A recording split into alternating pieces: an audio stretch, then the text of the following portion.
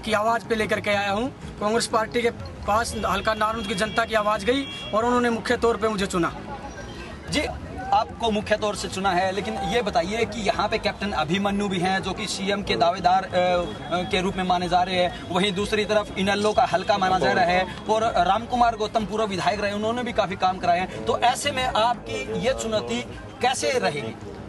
देखिए, पहली तो बात मैं आपको ये बता दूं, ये एक आम प्रचार है, बेमतलब का प्रचार है। ये पहले तो बता दूं कि ये लोकदल का हल्का नहीं है, कांग्रेस पार्टी का ही हल्का है।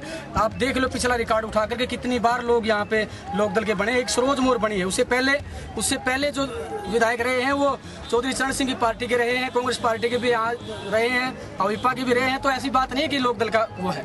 उसके साथ साथ में जो मेरे सामने जो मेरे कंपटीटर हैं कैप्टन अभिमन्यु जी, वो तो पिछली बार चुनाव लड़ने के बाद में अभी दोबारा चुनाव के अंदर आए हैं। मैं नहीं समझता किसी भी प्रकार से वो मेरे मुकाबले में है। उसके साथ साथ जो इनेलो के पहले यहाँ से प्रत्याशी थे सरोज मोर जी, यहाँ के एमएलए बनी, उन्होंने एक बार भी विधानसभा के अंदर या हल्के के अंदर किसी भी प्रकार की आवाज लोगों के हित के लिए उठाने का काम नहीं किया। रामकुमार गौतम को पिछली बार जो वोट मिला था जिस टाइम पे एमएलए थे, वो तो लकड़ी और वोट क्या था कि एक तरफ चाहे लकड़ी दे दो चाहे वोट दे दो। आखिरी चुनाव उन्होंने लड़ा था। वो किसी भी आज जो कांग्रेस की आंधी है, जो कांग्रेस की हवा चली है, जो कांग्रेस पार्टी ने पूरे हरियाणा प्रदेश के अंदर एक जन कल्याणकारी नीतियां चला करके आम लोगों का दिल जीतने का काम किया है, उसके सामने कोई भी पार्टी नहीं ठहर पाएगी। ये बताइए कि इस चुनाव के अंदर आप कौन कौन से मुख्य मुद्दे लेके जनता के बीच जाएंगे? मुद्दा तो पिछले 10 साल से इतने विकास कार्य किए हैं हमारी सरकार ने, कोई मुद्दा किसी प्रकार का बचा नहीं है। मतलब एक ही मुद्दा है कि जो पिछले जो प्रत्याशी लोकदल ने उतारे हैं, जो बीजेपी ने उतारे हैं, वो जनता के बीच में नहीं रहते। और जो मूलभूत सुविधाओं की थोड़ी बहुत जो कमी रह गई है उनको पूरा करने के लिए, पानी की व्यवस्था के लिए, चिकित्सा शिक्षा के लिए कई सारे ऐसे मुद्दे हैं जिनको दुरुस्त करने के लिए आज कांग्रेस पार्टी ने मुझे उतारा है।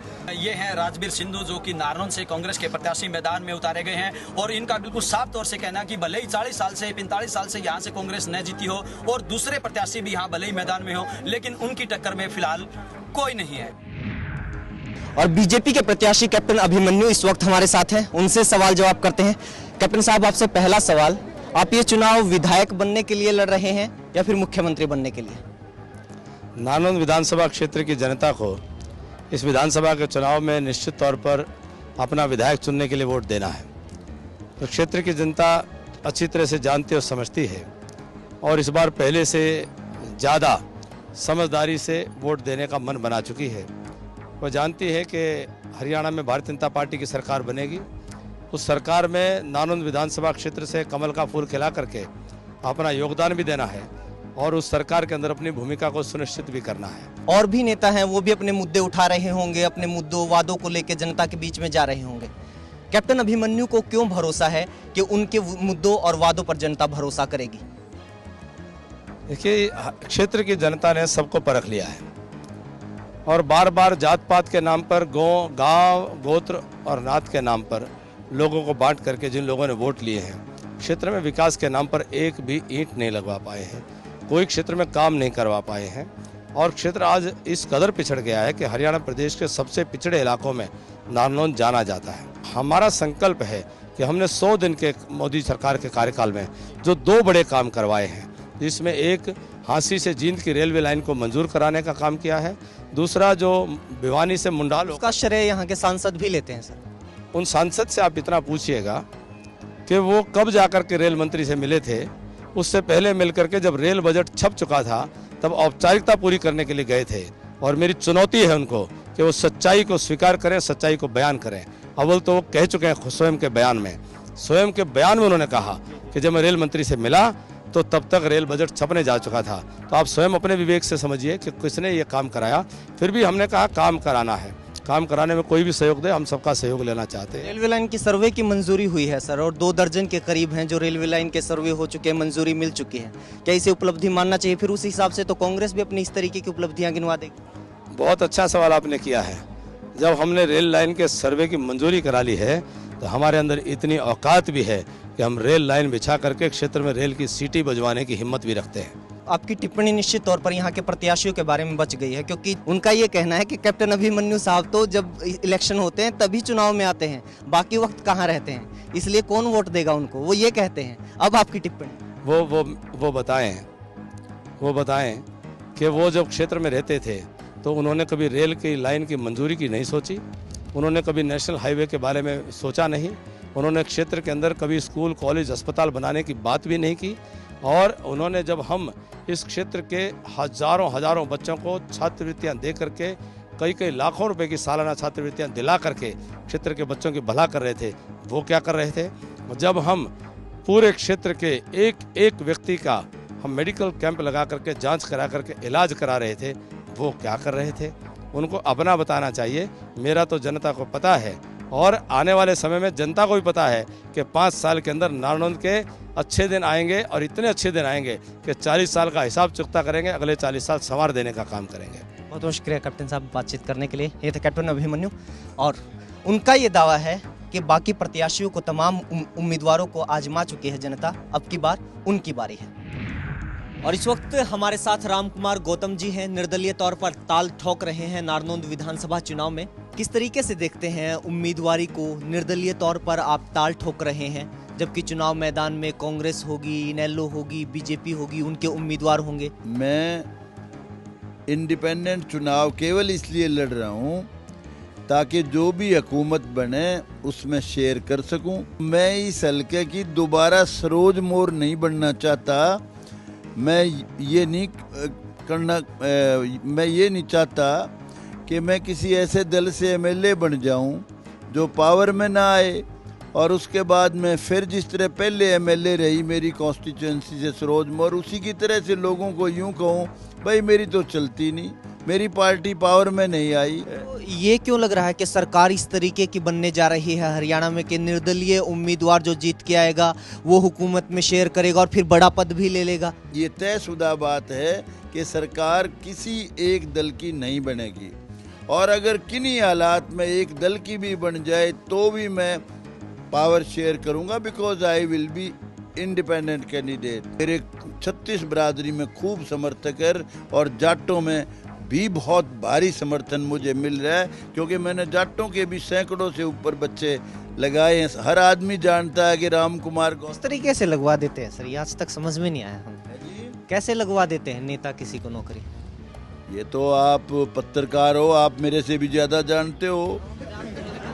हरियाणा स्टेट ऐसी स्टेट है जहाँ जो नौकरियाँ हैं काबिलियत पे तो लगती हैं, लेकिन सिफारिश भी बड़ी भारी मायने रखती है। ये सिफारिशें आप लोग करते हैं? सिफारिश तो हम क्या, बच्चे सारे जितने पॉलिटिकल वर्कर हैं बेचारे सारे पहुंच जाते हैं। काम तो गलत है ना ये? काम तो गलत है ना ये? काम गलत नहीं है, बेहिसाब गलत है। काम इतना गलत है, अगर नौकरियां मेरिट से मिलें तो लोग कोई पॉलिटिकल आदमी का चक्कर नहीं काटेगा। मैंने हमेशा ये मुद्दा बहुत बेहतरीन तरीके से उठाया है, मैंने विधानसभा में भी उठाया है, हमेशा उठाया है। मैं चाहता हूँ हरियाणा में नौकरी मेरिट से मिले। बहुत बहुत शुक्रिया आपका एवं तहलका हरियाणा से बातचीत कर लिए। रामकुमार गौतम आश्वस्त है अपनी जीत को लेकर और कहना ये है कि इस बार जनता पार्टियों के उम्मीदवारों को नहीं, निर्दलीय उम्मीदवारों को जिताकर विधानसभा भेजेगी। सबसे बड़ा मुद्दा है बेरोजगारी। कॉलेज के लिए मैं चंदा ही नहीं देता और कहता मैं कॉलेज बनवा दूंगा। विपक्ष में रहे लेकिन एक कॉलेज तो बनवा सकते थे। उन्होंने कॉलेज के लिए कुछ नहीं किया। कैप्टन पे नेम करवा दो, हम कैप्टन में वोट दे देंगे, जाओ। 2-2.5 बहुमत से सरकार बनेगी। बादल बोला 1 इंच नहीं पानी दूंगा मैं, 1 इंच भी, और चौटाला का मैं पानी लिया करूंगा। किसान को कमजोर किया जा रहा है, कोई भी सरकार हो। ये चुनाव का मुद्दा किसान जरूर है। हॉट सीट नारनौंद में हम लोग हैं और आप देखिए हमारे पीछे भरी पूरी पंचायत हमने बैठा ली है। कोशिश हमारी ये है कि तमाम उम्मीदवारों और पार्टियों के समर्थक इस पंचायत में मौजूद रहें, उनसे हम तमाम मुद्दों पर बातचीत करें और राजनीतिक पहलू क्या है आज की तारीख में नारनौंद के, उनके ऊपर चर्चा करें। सबसे बड़ा मुद्दा है बेरोजगारी। जब तक रोजगार नहीं होगा कुछ नहीं होगा। मुद्दा विकास का काम है। विकास जो है नहीं, हमारे मुख्यमंत्री भूपेंद्र हुड्डा खूब किया है, इसमें सारे मुद्दे आ लिए। भ्रष्टाचार खूब चल रहा है, चरम पे है। गलत बीज दे करके सारे प्रदेश में जो नरमा था बाड़ी थी खराब होगी और मोदी जी ने निर्यात को बंद करके किसान को मार दिया है। आज किसान खेत के डोले पे बैठ करके रोने लग रहा है। पेडी का जो भाव था 3500 बिकने लग रही थी, 3500, 3600, 1509 और आज 1700-1800 तक जो है नहीं बिक रही है ये। पीने के पानी का बहुत ज़बरदस्त मुद्दा है पूरे नारनौंद विधानसभा क्षेत्र में, और स्वास्थ्य सुविधाओं के लिए कोई भी बड़ा अस्पताल इस क्षेत्र में नहीं है। नारनौंद क्षेत्र का सबसे बड़ा मुद्दा है शिक्षा का मुद्दा। कहने को तो नारनौंद हल्के में मॉडर्न स्कूल है, लेकिन पढ़ाने वाले टीचर उनमें एक भी नहीं है। पंचायत से सवाल एक है, जब मुद्दे आप लोग गिनवाने लग जाते हैं तो बहुत सारे मुद्दे गिनवा देते हैं, लेकिन वोट करते हुए ये चीज़ें दिमाग में रहती हैं, या फिर उस वक्त जात पात दिमाग में होता है, क्षेत्र दिमाग में होता है, गांव गोहांड दिमाग में आ जाता है? जी, ऐसी कोई बात नहीं है कि कोई गांव गोहांड का वोटर हो, कोई इस तरीके की कोई बात नहीं है। नारनौंद की जनता जागरूक है, और आदरणीय ओम प्रकाश चौटाला जी को जानबूझ के सोची समझी चाल के तहत तिहाड़ जेल में 20 महीने से। ये कैसी जागरूकता हुई? वो तो कोर्ट ने फैसला दिया है, ये कहाँ की जागरूकता हुई? मैं फुलकार जी से पूछना चाहता हूँ, ये पार्टी के प्रतिनिधि बन के यहाँ पे आए हैं, क्या जो टीचर लगाए थे उन्होंने रिश्वत लेके लगाए, जैसे भी हेरा फेरी करके लगाए, उनकी जगह वो मेरिट में जो लड़के आते थे, जो टीचर लगते, उनका क्या कसूर था? उन्होंने जो मेरिट में आए हुए थे। मोर जी हर कार्यक्रम में गांव में जाते हैं, वो केवल क्रियाक्रम का सुबह देखते हैं कि कहाँ क्रियाक्रम में जाना है। कैप्टन अभिमन्यु जी एक पॉलिसी को लेके, हल्के के विकास को लेके सेंटर से भी मिलते रहते हैं, और उन्होंने करके दिखा दिया कि रेलवे लाइन का सर्वे करवा दिया। एक हफ्ते के अंदर अंदर जींद भिवानी नेशनल 2 दर्जन रेलवे लाइंस का पहले सर्वे हो चुका है। पहले हो चुका है, अभी 3 साल में रेलवे लाइन बननी शुरू हो जाएगी, इतना ठोस उनको आश्वासन मिला है रेल मंत्री की तरफ से। देखिए, रही बात सर्वे की, मैं इनकी बात का जवाब देना चाहता हूँ। सर्वे हमारे अपने भारत में 1000 सर्वे होते हैं, उनमें मुश्किल से 4 सर्वे सिरे चढ़ पाते हैं। रही सर्वे की बात, 20 साल पहले भी नारनौंद क्षेत्र में सर्वे हुआ था, लेकिन आज तक तो कोई रेलवे लाइन नहीं बिछी। ये सारे चुनाव, ये रेलवे लाइन बनेगी, और सारे मुद्दा है। लोग यहाँ बैठे हैं पूरे सभी पार्टियों के, ये रेलवे लाइन सर्वे होगा सर। शुरुआत अगर सरकार वहाँ से कर देती जहाँ से पहले सर्वे हो ही चुका है। सच में अगर भाजपा, अगर सच में अभिमन्यु जी सच में अगर हरियाणा के लिए कुछ करना चाहते हैं, सेंटर में इनकी सरकार है, इसकी पंजाब में इनकी समर्थन की सरकार है, SYL का मुद्दा उठाए, उसका पानी हरियाणा में लेके आए तो माने, हम खुद इनको समर्थन दे देंगे। सर बड़े भाई से पूछना चाहते हैं कि हम ये बोलते क्रियाक्रम में जाते हैं, कैप्टन अभिमन्यु कहाँ का नेता है? वो 5 साल हो गए, जनता के बीच में कभी आया है? कॉलेज के लिए चंदा देने के लिए उसने कहा हल्का के आदिवासी लोग आ जाते हैं चंदा लेने के लिए, 1 पैसा चंदे का नहीं दिया। देखिए, आरोप लगा रहे हैं कैप्टन अभिमन्यु पे कॉलेज पे चंदा देने का। इनसे पूछिए, पिछले 15 साल तक दोनों पार्टियां कांग्रेस इनेलो यहाँ पे राज करती रही। और ये चंदे के आधार पे कैसे आप लोग उम्मीदवारों को आंक सकते हैं? वो सरकारी कॉलेज है, इन्हें पूछिए, इनकी पार्टियां जब राज में थी तो क्या जरूरत पड़ी थी कि सरकार का एक कॉलेज बनाने के लिए यहाँ के लोगों को चंदा इकट्ठा करना पड़ा? सर पिछले इलेक्शन में कैप्टन अभिमन्यु ने हर गाँव में जाके एक बात रखी थी, भाई आप मेरे को वोट दो, 1 ईंट 1 रुपया दे देना, मैं लड़कियों के लिए बड़े से बड़ा कॉलेज बनवा दूंगा। इनके तो विधायक थे, विपक्ष में रहे, लेकिन एक कॉलेज तो बनवा सकते थे। मूलभूत वो है हमारी आवश्यकता। 6 साल इन्हें लोग की सरकार रही तो कॉलेज क्यों नहीं बनवाया? आज ये चंदा इकट्ठा करने की नौबत आई तो सरकार थी इनकी, इन्हें लोग की, तो कॉलेज बनाना था इन्होंने। जहाँ तक कॉलेज की बात है, सभी पार्टियों वाले आरोप लगाते हैं, हमारी विधायक सरोज मोर थी, उन्होंने कॉलेज के लिए कुछ नहीं किया। चंदा करके कॉलेज बनवाने पड़ रहे हैं सर, ये विकास। कोई भी MLA का दावेदार है या MLA बन रहा है, उससे हर आदमी ने, हल्के के आदमी ने उम्मीद होती है ये कुछ न कुछ सार्वजनिक जो जगह बनती है, कॉलेज है, स्कूल है, उस कॉलेज चंदे से। फिर ये तो हमारे लोग जब जाते हैं ना, आदिवासी कह के बोलता है, तो अभिमन्यु तो आदिवासी है, मैं जानता ही नहीं। 16 गांव में पंचायत गई थी, 16 गांव में पंचायत है, उनको ये कह के उल्टा हटा दिया, आदिवासी लोग हो, तुम्हारे को क्या चंदा।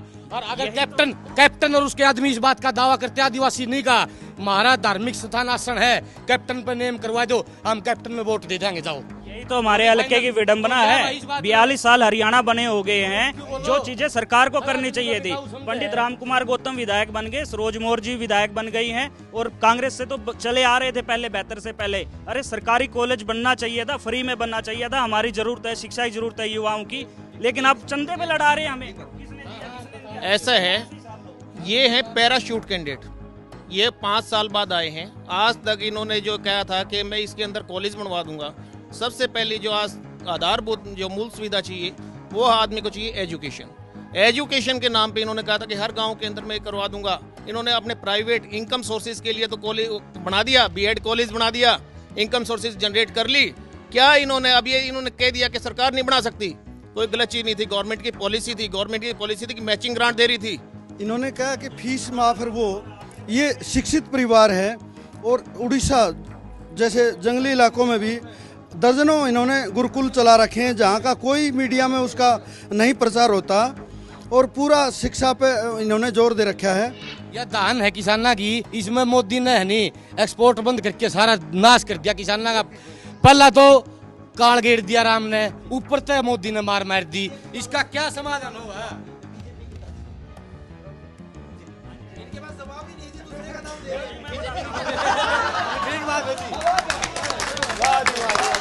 देखिए, प्राकृतिक आपदा पे तो किसी का जोर नहीं चलता। रही एक्सपोर्ट की बात, एक्सपोर्ट तो हम तब करेंगे ना जब हमारे पास पिछली सरकारों ने वो संसाधन छोड़ रखे होंगे कि हम यहाँ की जनता का पेट भरें। भाई साहब कह रहे हैं बीजेपी वाले कि भाई धान एक्सपोर्ट के साधन, धान एक्सपोर्ट में सरकार का साधन का कुछ नहीं लगता। मैं आड़त का काम करता हूँ, हमारे प्रधान अमरीक सिंह भी हैं। धान एक्सपोर्ट में गवर्नमेंट का कोई इन्वॉल्वमेंट नहीं होता कि भारत के व्यापारी को और किसान को धान एक्सपोर्ट करने के लिए पैसा अपना बाहर फेंकना पड़ता है। यहाँ आड़तियों का रुकता है, किसानों का इसीलिए रेट कम होता है। ये कहते हैं भाई हमारा एक्सपोर्ट करने का संसाधन नहीं छोड़ा। एक्सपोर्ट तो प्राइवेट मिलर्स करते हैं। ये जो वैरायटी है स्पेशल जो किसान की 1509 वैरायटी और 1121 का मैटर है, इसका जो चावल है, इसका जो निकलता है उसकी खपत विदेश में ही है। विदेशी मुद्रा भारत में आएगी अगर निर्यात इसका खोलेंगे तो। आज इस प्रदेश में हत्याएं हो रही हैं, लूटपाट हो रही है, शरेआम चैने लड़कियों की चैने तोड़ी जा रही है, शरेआम डकैती हो रही, पूरा कोई जिक्र नहीं इस बात का। लूटपाट खसोट आए दिन डकैती, आए दिन बहुत बढ़िया प्रशासन, बहुत बढ़िया प्रशासक है।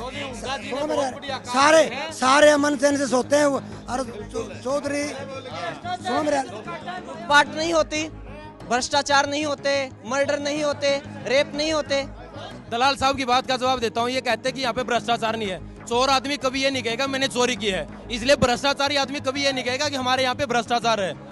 हरियाणा के अंदर व्यापक भ्रष्टाचार फैला हुआ है। अगर किसी गरीब घर के बच्चे को अगर किसी को नौकरी चाहिए तो बगैर पैसे के उसको नौकरी भी नहीं है, इसलिए हरियाणा में बेरोजगारी सबसे ज्यादा है। जो असली मुद्दा है लड़ाई का SYL का, वो पानी आज तक हमें नहीं मिला।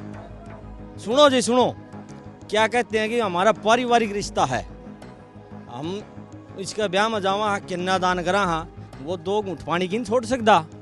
हम पानी मांगने जाते हैं, सरकार यहाँ होती है NLO की, वहाँ होता है बादल, कहते हैं जी पानी दो। हम बादल बोले 1 इंच नहीं पानी दूंगा मैं, 1 इंच भी, और चौटाला का मैं पानी लिया करूंगा। आदरणीय चौधरी देवीलाल ने SYL के केस डाला था। आदरणीय ओम प्रकाश चौटाला ने सुप्रीम कोर्ट में इस केस को जीता है।